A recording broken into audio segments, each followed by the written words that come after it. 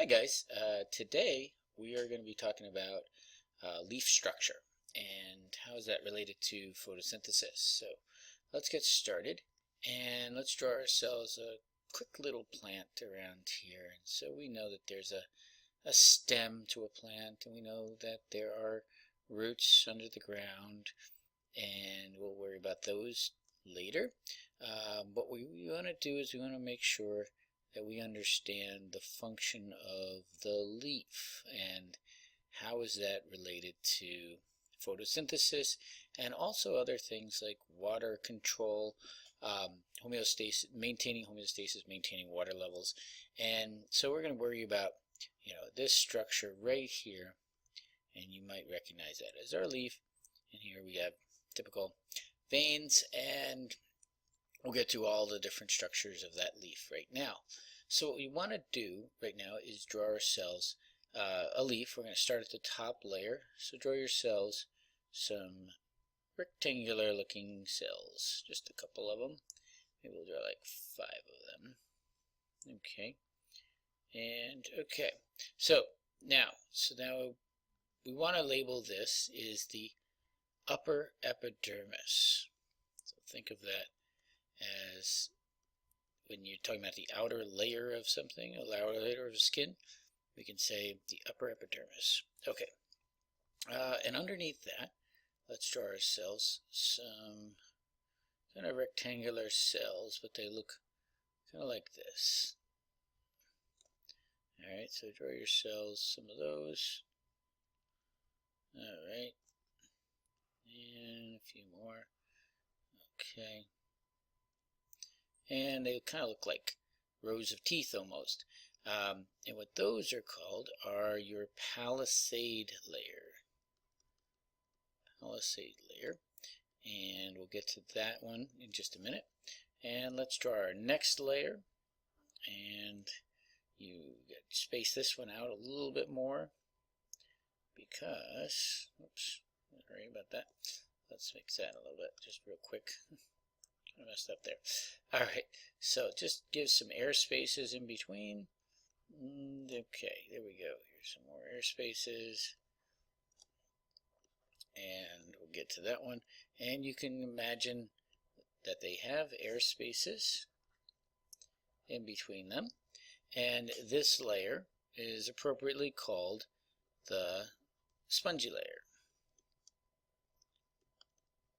So you almost can think of a sponge having air spaces, and that's where it gets its name from.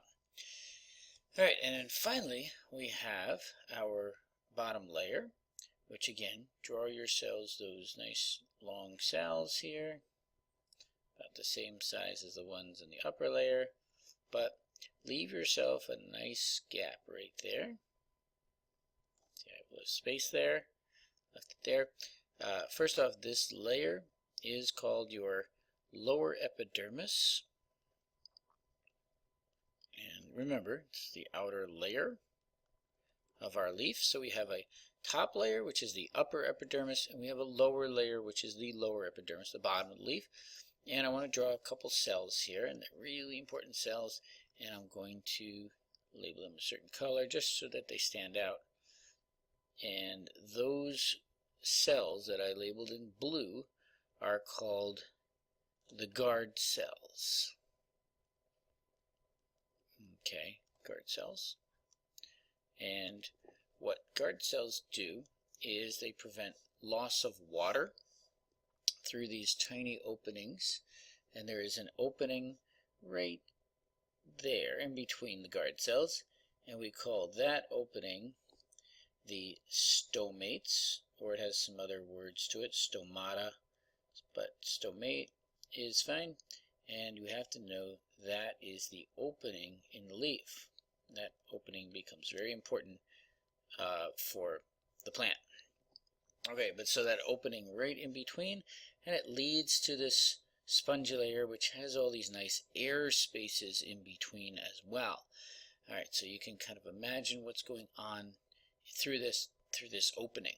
But before we go on, let's add some of these green organelles. You might remember them. Let me just make sure I get a little bit bigger here. Okay, So I'm going to load these up, and they were loaded up with the Palisade layer and in your spongy layer. So we'll load up our spongy layer with these green organelles. And what are those green organelles called? Those are your chloroplast. So what are these two layers involved in? Well, this layer, the spongy layer, and the Palisade layer, here are the photosynthetic layers. So photosynthesis takes place through the Palisade and the spongy layer. Alright, and last but not least, well, we're going to add one more layer. It's not a layer of cells, but it is a layer we find on top of the the upper epidermis here. So what is that layer called? That layer is called the cutin, or waxy layer. And waxy layer. So why is there a layer of wax on top of the leaf? Well, you might remember wax is waterproof, and so this is a waterproofing layer right here is the cutin for waterproof. And if you ever look at a leaf, you might notice that the upper layer is shiny and the lower level is more of a dull color or not shiny, and that's because of this wax that's on the top. And you might think about why the upper epidermis has to be waterproof, and it has to do with conserving water, of course. Same thing with guard cells. So this whole leaf is set up for allowing the exchange of gases, but also conserving water in that hot, dry sunlight that it's going to be under too. Alright, so those are some basic parts of the leaf. Let's move on though to some stomate structure. And if we look at the stomates, we saw the stomates in the cross section. By the way, that was the cross section of the leaf. Now if you're looking straight down at the leaf itself, if this was, let's draw a quick leaf, and if this is the lower epidermis, looking at that, we would look at the stomates. They would be microscopic, but they would look more like that. That would be our two guard cells with our stomate in the middle. So let's draw the stomate a little bit more up close. So again, draw our two guard cells. They kind of look, when they're open, they sort of look like two sausages almost that are kind of curved like. And so we'd label this one. This is our, well, the two are guard cells that are side by side. So this one and this one are your two guard cells. Okay, and then the stomate is in the middle. Okay, it's the opening. Remember, that's the opening in the leaf, or the tiny openings. Okay, and why are these openings surrounded by guard cells? Well, if we take a look here, if we can draw the stomate closed and opened, you'll see why. So if we draw the stomates when they're closed, it pretty much looks like this.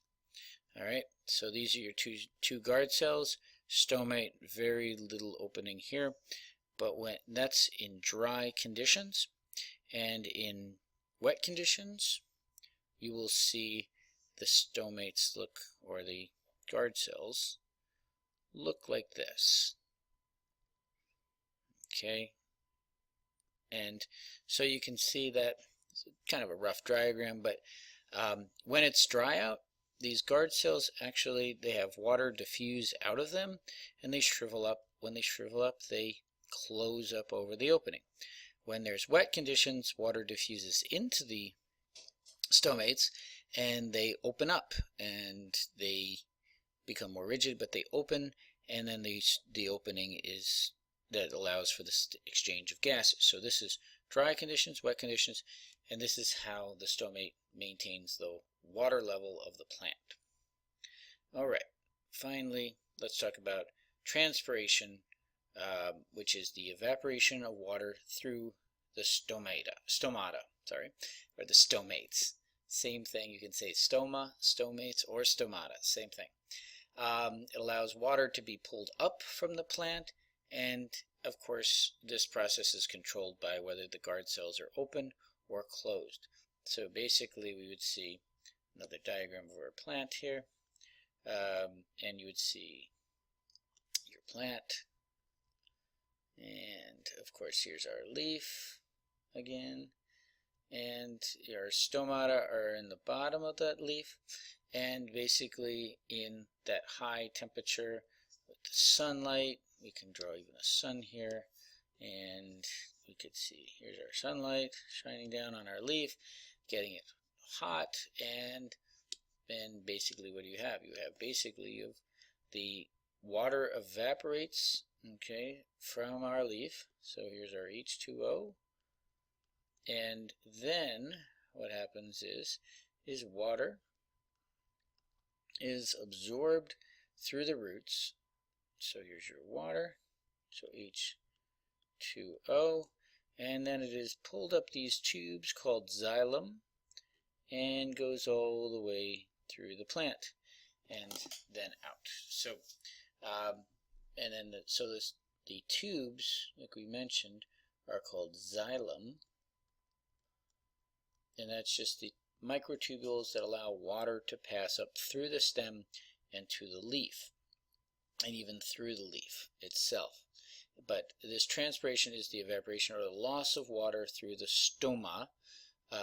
We even say loss of water, we can say, as well as evaporation of water. And it is important, though, that water does move up the plant to provide the leaf with the water necessary for photosynthesis and all the other processes that require water to occur. And again, in dry conditions, these guard cells close, and that pretty much shuts down transpiration, slows down transpiration, so the upper part of the plant is not getting the same amount of water necessary for photosynthesis. It's also, but it is conserving the water. But what's even more difficult to understand is that it'll shut down the exchange of gases through the stomata as well, which we should add in there as well, as the stomata is important. We'll add this in here, is that the stomata is where gases are exchanged.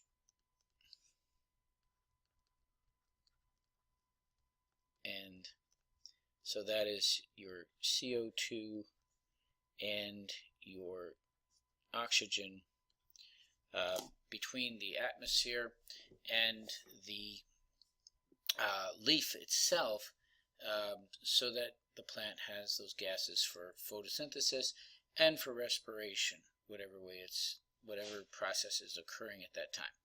Okay, so this concludes our leaf structure, and basic leaf structure, stomata, and transpiration, and we'll get back to the gas exchange when we talk about photosynthesis in our next vodcast. Okay, so we'll talk to you soon, and we'll see you in class. All right.